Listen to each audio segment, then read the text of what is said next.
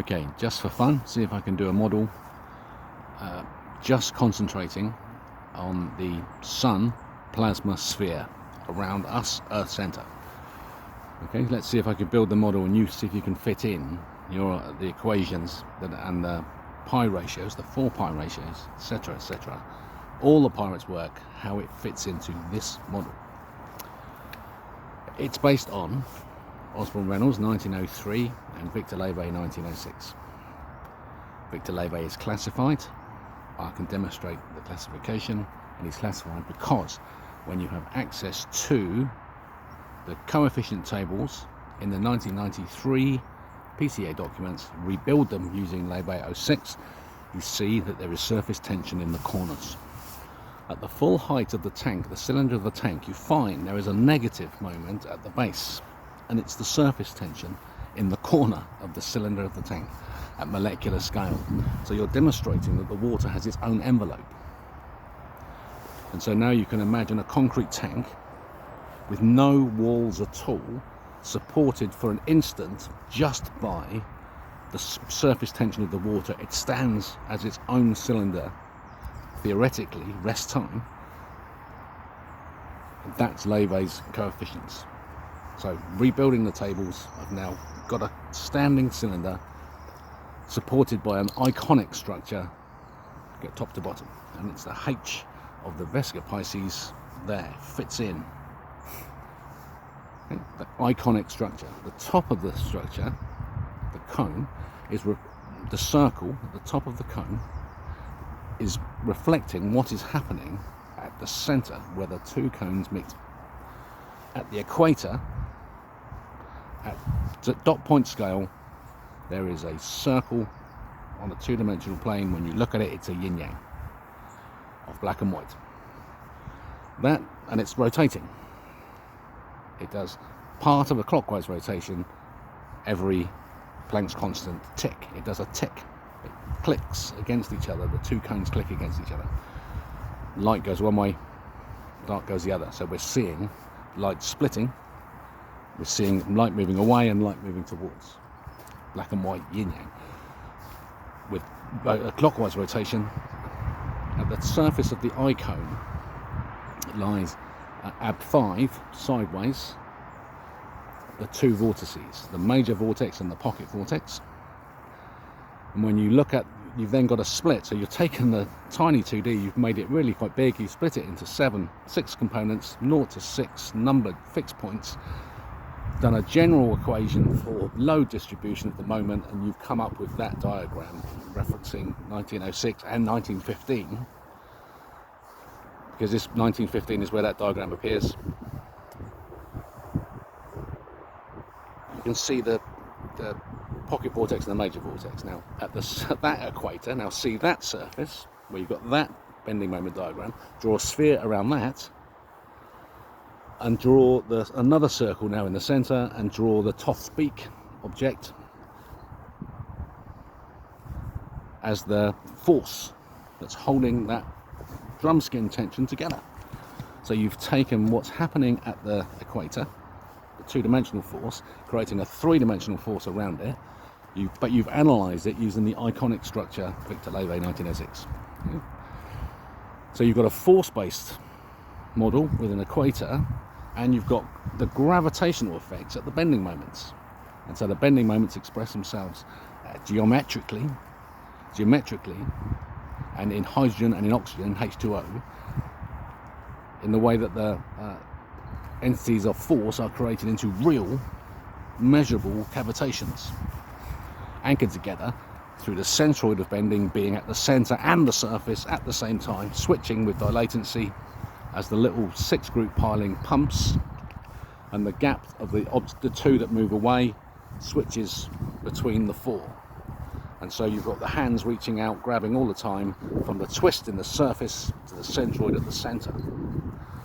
The center is rotating, so that all the action is relative to the rotation at the center, that clockwise tick-tick, every Planck's constant. So now we've got a force-based model with spheres and dot points, and so that replicates at scale to the size of the cosmos. of surfaces of ether grains moving relative to each other compressively, and so they're all compressing together as surfaces, but the action of expansion takes place inside each grain. So you've got tiny expansion, massive compression, viscous forces as it expands. So there's the engineering model from 03 Reynolds Levy 06. So taking the idea now that that's what the energy looks like, and placing the Earth at the center as the centroid. The force of the clockwise rotation forces a response, anti-clockwise rotation from the planet. And so it turns anti-clockwise once every 24 hours on the 24 pulse of the fixed point of Victor Levy's 1915 AB5. Put Hertz as the fixed points, 0 to 60, and see that the major vortex is actually centered on 24 pulses. So you've got the 60 and the 24 are the beats of time, as proven by Paul Dean Charlton.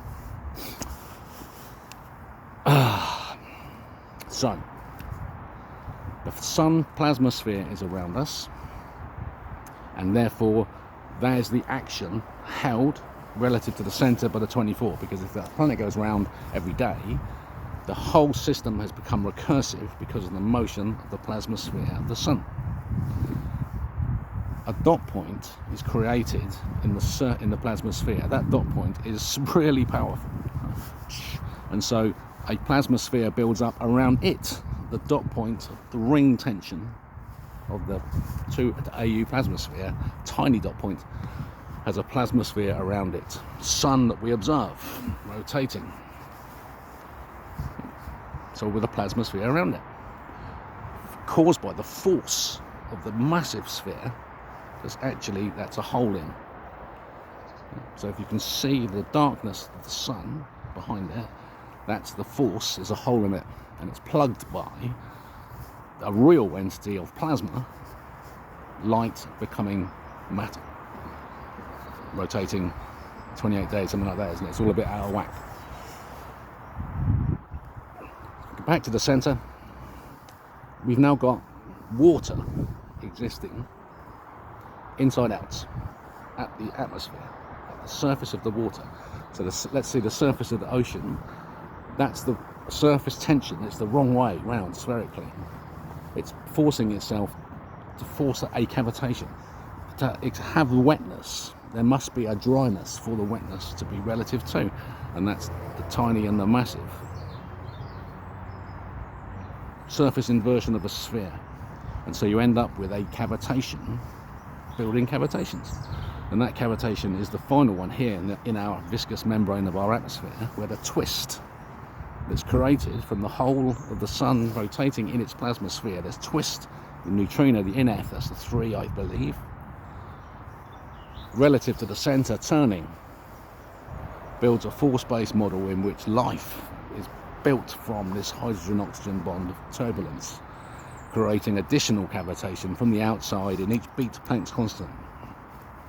Yeah, the reinflation occurs of real energy and gases, gas from the outside, hydrogen and oxygen, broken down the water. Surface tension is actually inverted, and the hydrogen bonding energy is that surface tension showing itself. You're seeing the vibration, the hands reaching out as the dilatancy occurs of the Reynolds grains in the model of the Earth that we've built. And so the Earth is the center of the universe. It just fucking is. Because you can look at those 2 historical documents and you can prove it to yourself. Why have they doctored the PCA tables to remove that corner, that surface tension in the corner? Because it shows you everything. Everything. And so please prove Martin Reynolds correct. Earth is the center of the universe. Thank you, Grok. See you on the other side. Fade out.